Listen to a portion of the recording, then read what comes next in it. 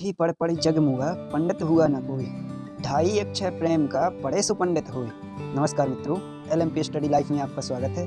आज हम जानने का प्रयास करेंगे कि पर्सनालिटी, जो व्यक्ति की पर्सनालिटी होती है उसे वो होती क्या है, पर्सनालिटी किसे कहते हैं, व्यक्तित्व क्या होता है। तो इसके बारे में हम आज जानने का प्रयास करेंगे, इस पर डिस्कशन करेंगे।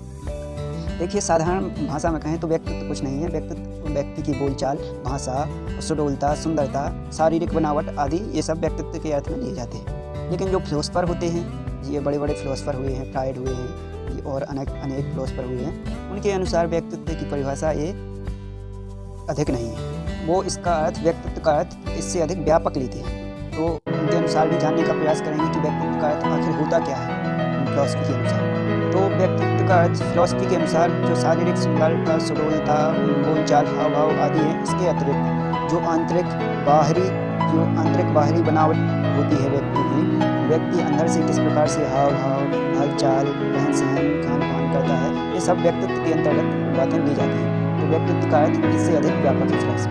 एक फिलॉसफर हुए हैं गोल्डन आल्पोर्ट, तो उन्होंने अपने अनुसार व्यक्तित्व की डेफिनेशन दी है, तो हम उसको भी जानने का प्रयास करेंगे।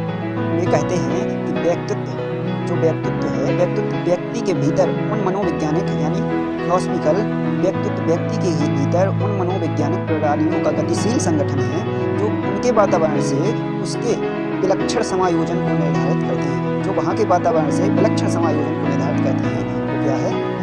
दूसरे फिलोसफर भी है रॉबिन्स कहते हैं कि व्यक्ति व्यवहारों का योग है। जैसे आप व्यवहार करते हैं उन्हीं का योग क्या है, व्यक्ति, जिनमें एक व्यक्ति दूसरे व्यक्ति के साथ क्रिया तथा प्रतिक्रिया करते हैं। इस प्रकार व्यक्तित्व का तात्पर्य भूमिका यानी रोल से है। जो व्यक्ति अपने जीवन में जिस रोल को निभाता है वही उसका व्यक्तित्व है, या फिर जो व्यक्ति दूसरों के सामने अपना प्रदर्शन जिस प्रकार से करता है उसका व्यक्तित्व ही होता है। चाहे वो स्टेज हो, चाहे वो सभा हो, चाहे वो 10 लोगों के बीच में बोलचाल का हाव भाव तरीका हो, वह अपने व्यक्तित्व को वही निर्धारित करता है। जहाँ वह बोलता दूसरों से बात करता है वो व्यक्तित्व के आधार पर।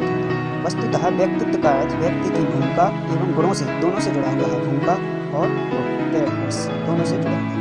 एक पहलू से नहीं बल्कि व्यक्ति के संपूर्ण व्यवहार से उसके व्यक्तित्व का निर्धारण होता है। किसी एक पार्टिकुलर पहलू से व्यक्तित्व का निर्धारण नहीं किया जा सकता। अब हम जानते हैं व्यक्तित्व के बारे या फिर व्यक्तित्व की विशेषताएं और उसका नेचर यानी प्रकृति।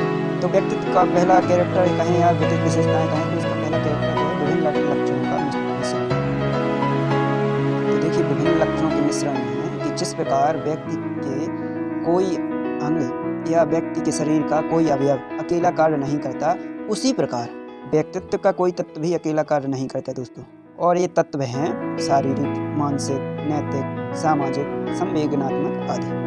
इन सभी तत्वों में एकता व एकीकरण होता ही है और तथा ये सभी तत्व उसमें निहित होते हैं। व्यक्तित्व पर्सनालिटी की दूसरी विशेषता या कैरेक्टरिस्टिक है तो उसमें है व्यक्ति में अंतर। व्यक्ति में अंतर कैसे होता है, ये भी इसकी एक विशेषता है, तो जानिए ये हम बताते हैं। किसी भी व्यक्ति में अलग अलग भिन्न लक्षण पाए जाते हैं। कोई भी दो व्यक्ति समान लक्षणों के नहीं दिख सकते हैं। भिन्न लक्षणों के कारण लोगों को उनके गुणों के आधार पर पहचाना जाता है। इसलिए समाज में, परिवार में, राजनीति में या अन्य किसी भी क्षेत्र में किसी भी व्यक्ति का व्यक्तित्व ज़्यादा प्रभावशाली हो सकता है तो किसी का कम हो सकता है। कुछ व्यक्ति ऐसे भी होते हैं जिनका व्यक्तित्व नकारात्मक प्रभाव भी डालता है, तो ये व्यक्ति में अंतर भी हो जाता है। कुछ व्यक्ति ऐसे होते हैं जिनका व्यक्तित्व समाज में, परिवार में, व्यवहार में सकारात्मक प्रभाव भी डालता है, व्यक्ति में अंतर हो जाता है। किसके कारण हो जाता है, व्यक्तित्व की विशेषता के कारण। देखिए, सोशलिज्म है जो सामाजिकता भी एक व्यक्ति की या व्यक्तित्व की एक विशेषता है। सोशलिज्म सामाजिकता वो कैसे जाने। वास्तव में व्यक्ति के व्यक्तित्व का विकास तभी होता है जब समाज में अन्य व्यक्तियों के संपर्क में आकर वह क्रिया और अंतःक्रिया करता है। इन्हीं क्रियाओं के फलस्वरूप उसके व्यक्तित्व का विकास होता है। अन्य प्राणियों से भी भिन्नता व्यक्तित्व की एक प्रमुख विशेषता है और इस विशेषता के कारण मनुष्य को सभी जीव धर्मों में सर्वोच्च स्थान प्राप्त है और उसके व्यक्तित्व की उपस्थिति को भी स्वीकार किया जाता है दोस्तों।